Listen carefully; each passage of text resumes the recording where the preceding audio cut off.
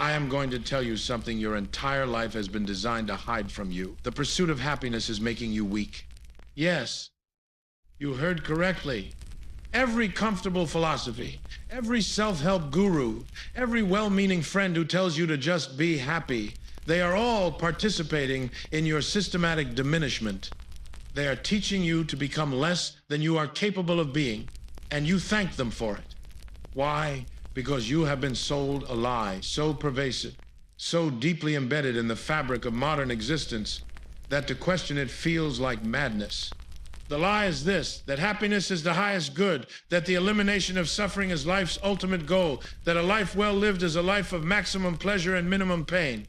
But stand with me for a moment at the edge of this comfortable delusion and look down into the abyss of a harder truth. Your suffering has made you everything you are, and your happiness has made you nothing at all. Think back. Think back to the moments that actually changed you, that forged you, that transformed you from one kind of person into another. Were these your moments of ease and contentment? Were these the sunny afternoons when everything went according to plan? Or were these the moments when everything fell apart, when you were broken, when you were tested beyond what you thought you could endure? You already know the answer. You have always known it. But you have been taught to look away from it, to pretend that those dark nights were regrettable detours on the road to happiness, rather than the very road itself. I am here to tell you, stop looking away. The person you were before your suffering was smaller, weaker, more naive than the person you became after it. And if you are honest, brutally, uncomfortably honest, you would not trade back. You would not return to that ignorant contentment, even if you could. Because something in you recognizes that you are more now, deeper, stronger, more real. This is what the merchants of happiness cannot afford for you to understand. Because once you understand it, you stop being their customer. Once you grasp that your suffering has been your greatest teacher, that your struggles have been your most valuable experiences, that the difficulties you thought were destroying you were actually creating you, everything changes. You stop organizing your life around comfort. You stop making decisions based on what will be easiest, safest, most pleasant. You stop being afraid of difficulty because you have learned that difficulty is not your enemy, mediocrity is your enemy. Stagnation is your enemy. The comfortable numbness of a life spent avoiding all risk, all challenge, all genuine testing of what you might be capable of, that is your enemy. Look around you at those who have dedicated themselves entirely to happiness as the world defines it. What do you see? I will tell you what. I see people whose lives have become progressively smaller, whose ambitions have shrunk to fit within the boundaries of guaranteed comfort, whose greatest fear is that something unexpected might happen. They have made themselves so soft, so fragile, so dependent on favorable conditions that the slightest disruption sends them into crisis. These are the people who have never been forged, never been tested, never discovered what they are truly made of, and in their untested state, they remain perpetually afraid, afraid of loss, afraid of pain, afraid of difficulty, afraid of life itself. They call this happiness. I call it cowardice dressed in comfortable clothes. But you, if you have suffered, if you have been broken and rebuilt yourself, if you have walked through fire and emerged transformed, you know something they do not. You know that you are stronger than your circumstances. You know that you can endure more than you imagined. You know that the worst thing that can happen to you is not suffering, but remaining forever small, forever safe, forever untested. This knowledge is worth more than 1,000 peaceful days. And once you possess it, you can never go back to the comfortable lies, nor would you want to. Now let me show you the mechanism by which this works, for it is not magic, it is something far more interesting. When you suffer, when you are genuinely tested, something happens that never occurs in comfort. You are forced to discover resources you did not know you possessed. The comfortable person lives off the surface of themselves, using only the easily accessible parts, the well-worn paths of habit and routine. But suffering drives you deeper. It forces you to dig into reserves you never knew existed. Picture a tree that grows in a greenhouse, protected from wind and storm. Its trunk remains thin, its roots shallow. It appears healthy, but it is fundamentally weak. Now picture a tree that grows on a mountainside, battered by wind, bent by storms, forced to drive its roots deep into rocky soil just to survive. This tree is gnarled, twisted, marked by its struggles, but its trunk is thick with strength. Its roots penetrate to the bedrock itself. Which tree do you suppose will stand when the genuine storm comes? You are both trees. And suffering is the wind that either breaks you or makes you unbreakable. But here is what the comfortable philosophers miss. What the preachers of positive thinking deliberately obscure. Suffering does not merely make you stronger in some abstract sense. It fundamentally changes what you are. It expands your capacity. It deepens your understanding. It gives you access to dimensions of existence that the perpetually comfortable will never even know exist. The person who has never suffered deeply cannot understand tragedy, cannot comprehend the darker registers of human experience, cannot appreciate the full spectrum of what it means to be alive. They live in a world painted in pastels, pleasant enough, but fundamentally shallow. They read books but do not truly understand them. They encounter art but cannot grasp its depths. They meet people who have been through hell and back, and they cannot comprehend what they are looking at. But you, once you have suffered, the world reveals dimensions it kept hidden before. You read the same books differently. You see tragedy not as something to be avoided, but as something profound, something that speaks to the deepest truths of existence. You recognize in the faces of others the marks of their own battles, and you understand them in ways the comfortable never can. This is what I mean when I say suffering makes you more. Not just more resilient, though it does that. Not just more capable, though it does that too, but more human, more real, more awake to the full depth and complexity of existence. And yet, and here is where most people go astray. I am not telling you to seek suffering for its own sake, as if pain itself were virtuous. That would be the thinking of a fool, or worse, a priest. No, pain is not good in itself. Suffering is not to be desired as an end. But, and this is crucial, what suffering makes of you is infinitely more valuable than what happiness makes of you.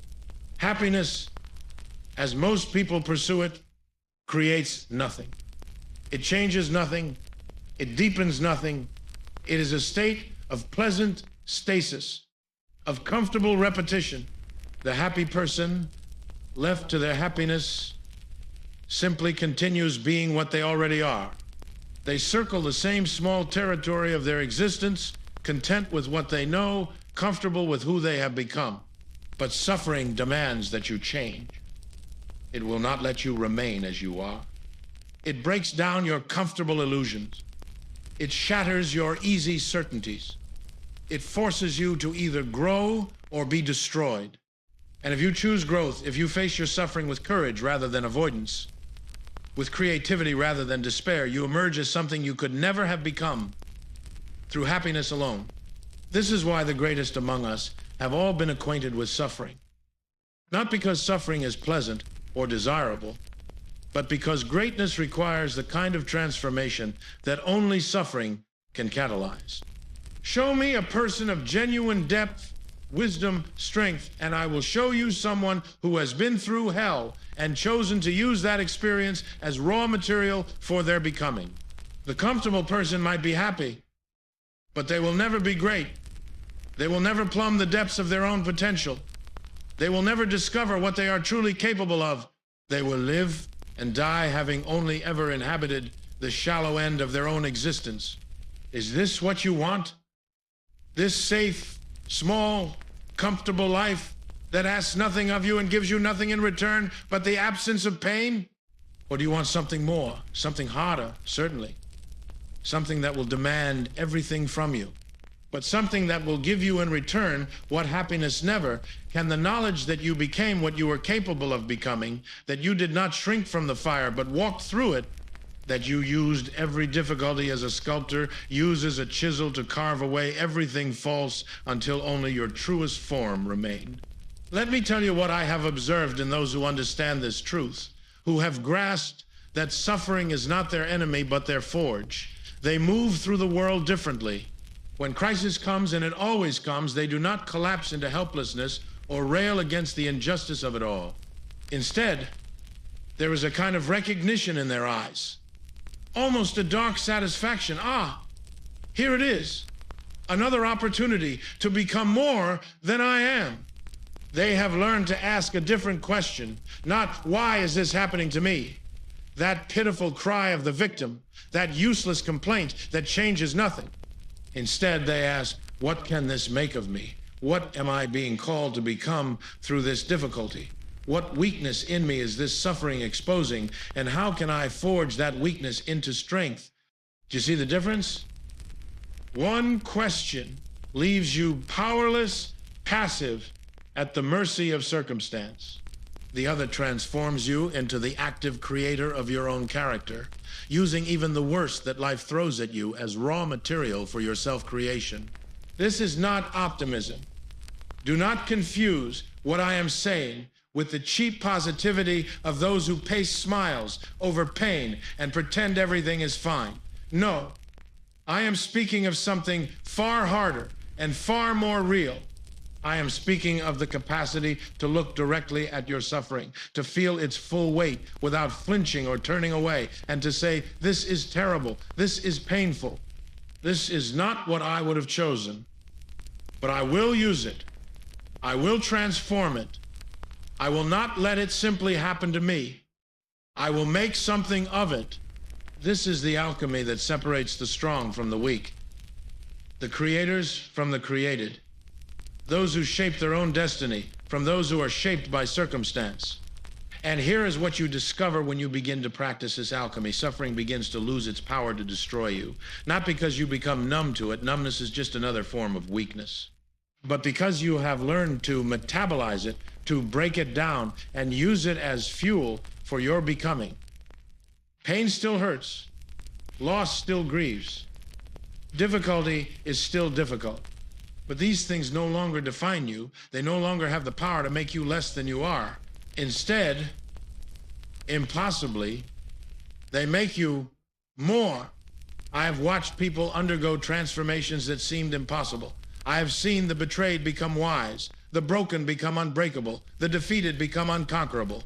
Not because their suffering disappeared, not because they found some way to avoid or transcend their pain, but because they chose to be transformed by it rather than destroyed by it.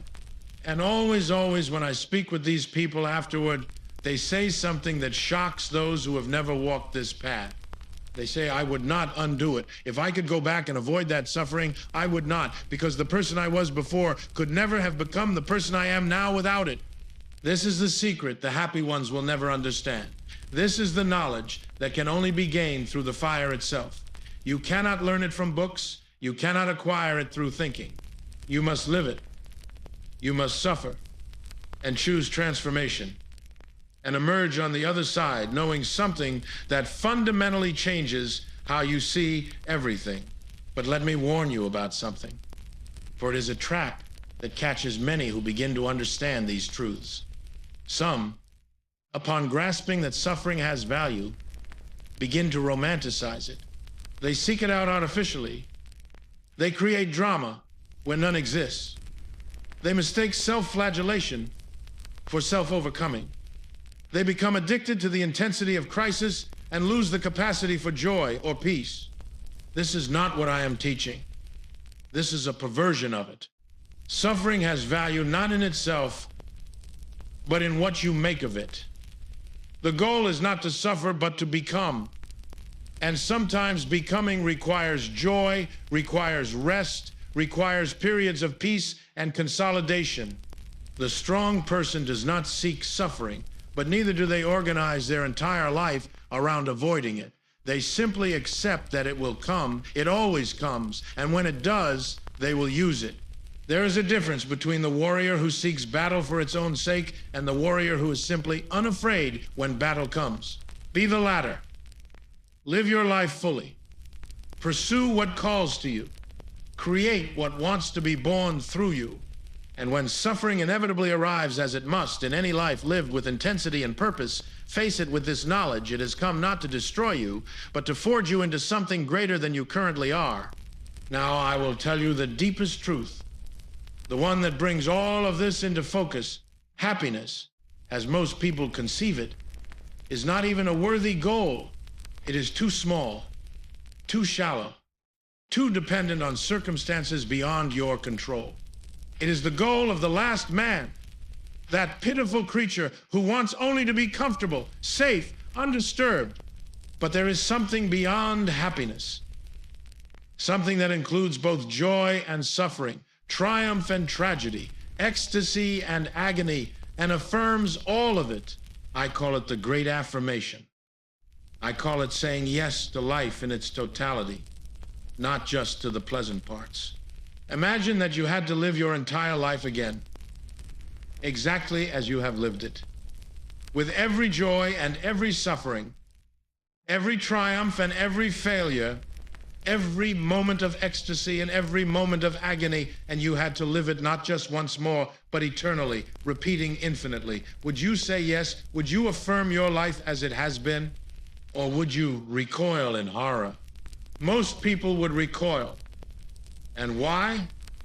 Because they have been living lives they cannot affirm, pursuing happiness they cannot sustain, avoiding suffering that has made them small and fearful. They have been running from half of existence, and in doing so, they have failed to truly live at all. But imagine, just imagine a life lived with such intensity, such purpose, such creative engagement, with both joy and suffering, that you could look at it in its totality and say yes, again, forever, every moment of it, even the darkest ones, even the most painful ones, yes. This is what suffering makes possible. Not happiness, but something infinitely greater, the capacity to affirm your entire existence, to look at the full spectrum of what you have lived, the heights and the depths, the light and the darkness, and declare it all valuable, all necessary, all part of the great work of becoming who you are. The person who has only known happiness cannot do this. Their life is too fragile, too dependent on favorable circumstances. Remove the comfort, introduce genuine difficulty, and their whole existence crumbles. They cannot affirm their life because they have only affirmed half of it, the pleasant half, and spent the other half in fear and avoidance. But you, if you have learned to transform suffering, to use it as the raw material of your becoming, you can affirm everything. You can look at your darkest moments and recognize them as the crucible in which your strength was forged. You can see your failures as the lessons that made your later successes possible. You can understand your pain as the depth that makes your joy more profound. This is freedom. Not the freedom from suffering that is the pathetic fantasy of the weak, but the freedom to say yes to all of it, to need none of it, to be different than it was, because you have learned to make gold from every base metal life has thrown at you. And here is the final paradox, the one that completes the circle. When you reach this point, when you have learned to transform suffering rather than merely endure it, when you can affirm your life in its totality, something extraordinary happens. You begin to experience a kind of joy that the merely happy can never know. Not the shallow contentment of the comfortable, not the brittle cheer of those who must constantly convince themselves everything is fine, but a deep, unshakable joy that comes from knowing you are equal to whatever life brings. A joy that is not destroyed by suffering because it has learned to include suffering within itself. A joy that is not dependent on circumstances because it flows from the source of your own strength. This is what lies on the other side of suffering for those who choose transformation. Not happiness, something far greater. Not the absence of pain, but the presence of meaning. Not comfort, but power. Not safety, but aliveness. So I say to you, stop pursuing happiness as if it were the highest good. Stop organizing your life around the avoidance of difficulty. Stop making yourself small and safe and comfortable. These things are not protecting you, they are imprisoning you. Instead, ask yourself, what am I capable of becoming? What would I attempt if I were not afraid of suffering? What would I create if I knew that difficulty was not my enemy, but my forge? What life could I build if I stopped trying to avoid pain and started trying to become more? And then, and this is the crucial part, begin. Begin today. Begin with whatever difficulty stands before you. Stop cursing it. Stop asking why it had to happen to you. Instead, ask, what can this make of me? What am I being called to become? What weakness is being exposed so that I might forge it into strength? Use your suffering. Transform it. Let it carve away everything in you that is false, comfortable, mediocre. Let it reveal what you are truly made of. Let it force you to discover resources you never knew you possessed. And when you emerge, not if, but when, because you will emerge if you choose to, you will understand what I have been trying to tell you all along, that your suffering has been your greatest gift, that it has made you more than happiness ever could, that it has given you depth and strength and wisdom that no amount of comfort could have provided.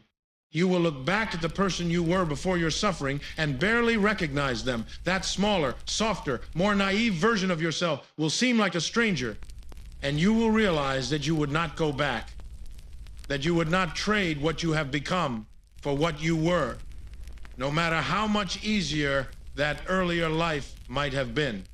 This is the great secret. This is what the merchants of happiness will never tell you, because once you understand it, you are free from their false promises.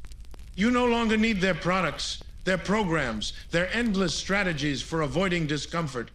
You have discovered that you are stronger than your suffering, that difficulty is not your destroyer, but your creator, that the fire does not burn you up, it burns away everything you are not. Now go. Face whatever stands before you. Stop running from it.